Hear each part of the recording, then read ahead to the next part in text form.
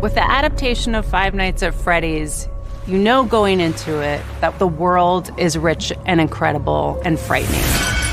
The game is very creepy, it's very intense, and we're trying to bring as much of that as possible into the filmmaking process as well. I think the film was important to be made because fans have been clamoring for it for a long time, and I am thrilled to finally give them what they want. Anytime you're bringing something that has such a voracious fan base behind it to life, you have to pay special attention to what the fan base loves about the project. I think the great thing that speaks to what we're trying to do is that there's a lot of attention to detail. Scott Cawthon, the creator of the game, has been heavily involved. Scott has been a completely integral collaborator in this process, but also really a tent pole for keeping us on track in terms of the lore and how much to include and the design accuracy of the animatronics and every detail that he has spent over a decade of his life creating. His input is vital to making sure that it stays true to the world that the fans love and the world that he created himself. Fans can rest assured that we are taking care of their world, taking care of their game, and taking care of these characters.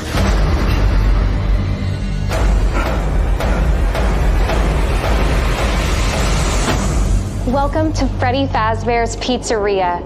We're going to have so much fun together. All right. Everyone instinctively knows on this set that we need to really capture the essence of Five Nights at Freddy's. Much of the game is through security cameras. And so there's this undertone of something that's observing you, something that's always watching you. We really wanted it to feel immersive because it's so effective in the game, to feel like you are going through each room with all the fear and anticipation of these animatronics popping out of any corner. It's a super exciting world to play in. In a world like Freddy's, you get to sort of toe this line between wonderment and terror. It's not really one thing or the other. We were also, trying to find ways to build out a whole unique story in the film that is not necessarily part of the game. We were able to kind of tap into the world outside of the pizzeria, the human relationships that form the heart and soul of the story, and bring those out in a way that they hadn't necessarily been before. We knew that we needed to meet the animatronics through people that we cared about and through people that were going through relatable human experiences. I'm trying my best, Abby, okay? Mike is a guy that really has the weight of the world on his shoulders. He's trying to support his younger sister, be a sort of a father figure while at the same time dealing with his own personal trauma and trying to, in a way, change the past. They're both coming out of traumatic past experiences. Garrett? And all that past trauma is really haunting them. Garrett! And then they walk into a haunted pizzeria. So, we're able to experience this haunting on so many different levels, both emotionally and externally. Give me your hand. John. My process with Mike was really trying to find a way to make him and his story very grounded, because the game has such fantastical elements. Blending those two worlds together is tonally a challenge, but I think with Emma, they've really found a great way to make all those themes and styles kind of blend into one. Working with Emma, she is the best director ever. She creates a really collaborative set, which is great when what your character is going through is very stressful. If he's there, I won't be any use to you, believe me. I've been jonesing, really coveting an opportunity to get back into the horror genre. Getting a chance to work with Emma has been lovely. I literally, when I'm in that costume, I'm blind, and so I rely on her, very few performances I've ever had in my life, to help me sort of craft this character on the fly, and physically, and how we're telling the story, and where we're at in the lore, and how that applies to, all the information that's out there and available.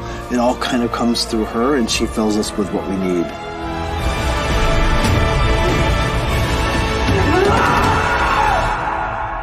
I think people who have been playing this game it's going to be really exciting for them to see it come to life. We had 4 YouTubers come in, and the way they reacted when they first walked in, for somebody that had been part of their lives for so long, it was incredible. You walk onto the set and you feel like you're in the Five Nights at Freddy's pizzeria, not just a normal pizzeria, not just like a replica. You're standing in front of Freddy Fazbear and Bonnie and Chica and Foxy, and they're amazing.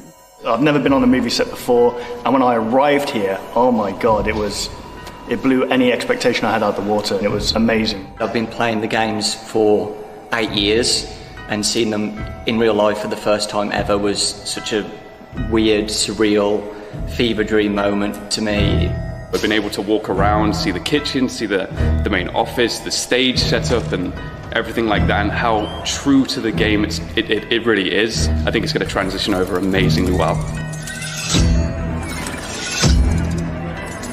It's okay, Mike. You just want to play.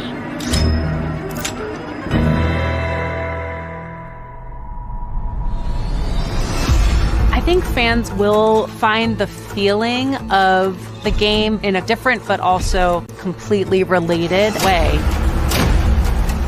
I hope we have delivered on some expectations as well as some surprises, and I think we've really presented something new and amazing that'll be exhilarating. There you go!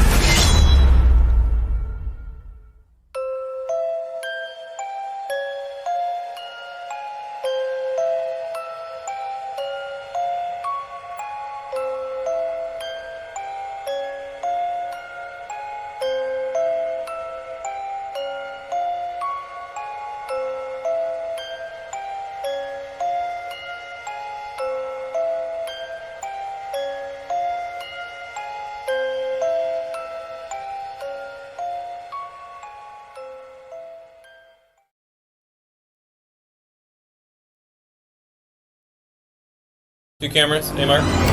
Five Nights at Freddy's goes from 1 second where you see the animatronics as these kind of somewhat lovable, cute things to them trying to murder you, and it's absolutely terrifying.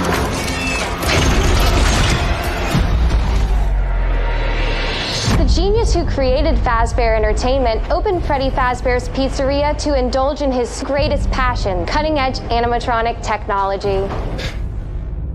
The first time I actually acted with the puppets, that was something that going into it, I was nervous because I was like, am I gonna be too in my head thinking about, like, what am I doing? This is like a puppet thing.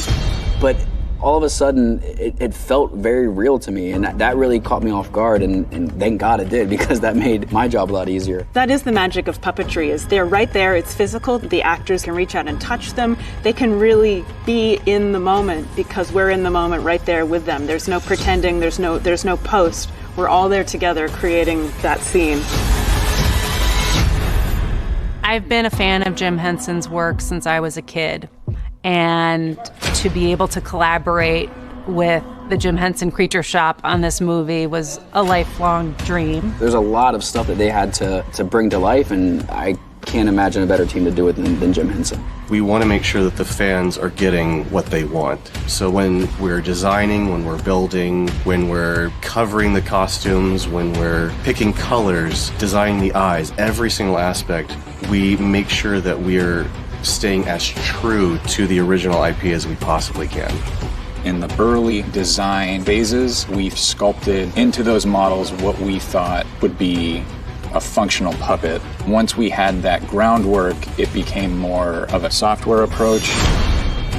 There's a lot of bits and pieces that can move and shift, and so for a specific shot, you might have to go in and move an arm or move the ears just in the right position so that the camera angle is correct. They have like different versions of the suit, some that the stunt actors get in and perform with, some that are fully animatronic. For a character like Foxy, there's a lot of rigging to get him to stand up because he's a full animatronic puppet. To make Foxy walk, for instance, takes 6 performers. We have one on the head, one on the face, one on the arms, we have 2 on the feet, and then we have one that runs the rig, which pushes up and down and allows Foxy to sort of tilt forward and move his body up and down. Seeing the character literally come to life in front of you was nothing short of incredible. So we have some wonderful stunt performers who are inside the costumes and really bring our characters to life. The most challenging thing about performing as Freddy Fazbear, it's different than just performing as an actor. You're not wearing a costume and performing. You're driving a suit. The suits aren't super heavy. The head's pretty heavy. But a lot of times we are holding a certain attitude or a certain position for minutes and minutes on end. And that can get a little tiring.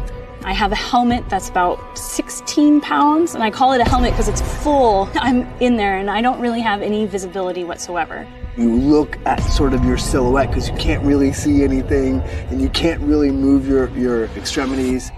You get to walk around in it, you get to see how people react to it, and you start to use your body and really try to articulate character and not just, moving in straight lines.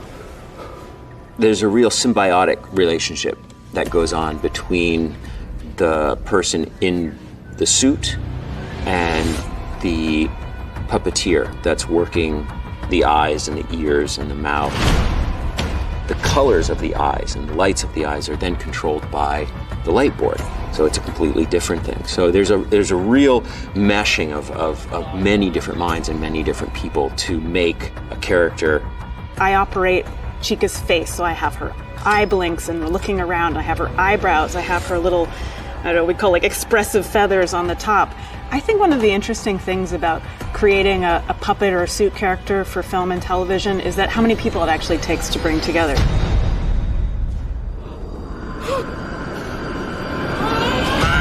The first time that we put a suit performer into Freddy, Lynn and company brought some lights. We put on the low lighting and turned Freddy on and kind of had Freddy walk at camera. And I think all of us, Emma included and Lynn and even us who had built Freddy kind of went, whoa, like, okay, that works. Not too close. Whoa. It's been really fun to see the reactions of the people on set when we do the movements. And just hearing the reactions from people on that, I really like it. It's been a real eye-opening experience to have a different view of these kinds of animatronic characters. It's really fun to be able to bring these characters to the next level. The fact that it had never been taken from the digital world into the practical world, that was the most fun part of the project. I hope it'll be really fun for the fans to see these animatronics brought to the world in a whole other way.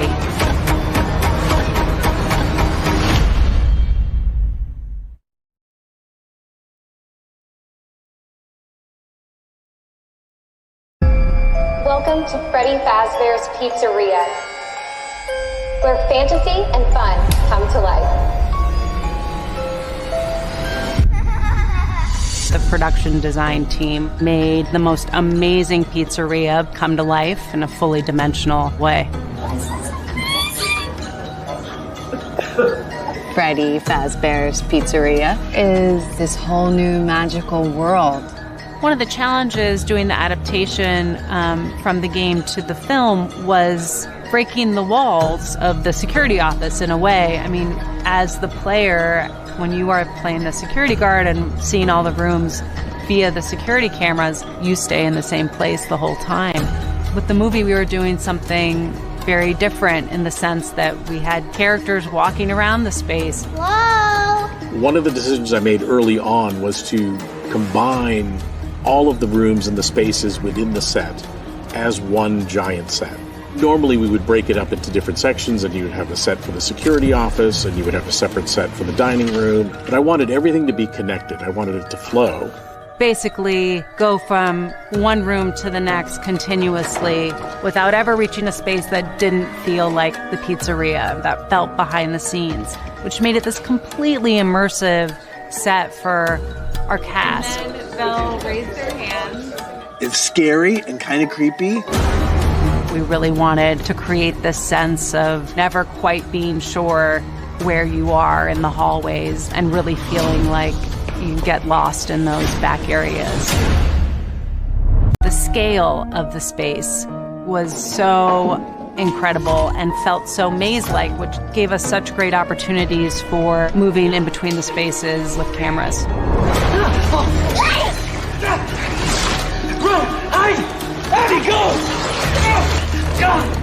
A lot of the discussion with Mark and myself were, where is the light coming from? What motivates light? What we would create had to do with creating shapes, things that would look good and familiar in silhouette, things that could be backlit, and also things that would only appear for a brief moment.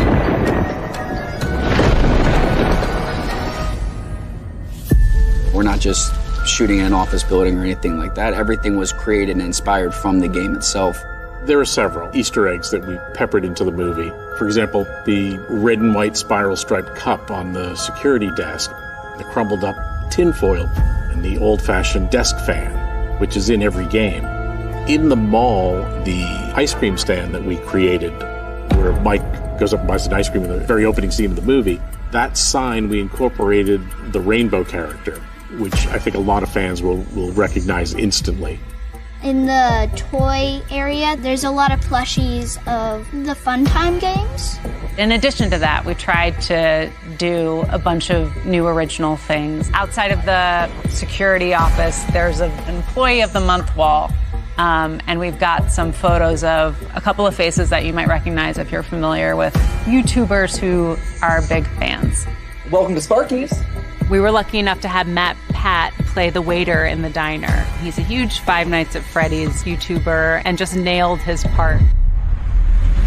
The last day of production, we transformed the whole pizzeria into its heyday pizzeria state. And then we filled the whole space with kids. And it felt really alive in a completely organic way. We were all excited making this movie and knowing that we're creating this world that this massive fan base from the game are waiting to see. Prepare to have your mind blown.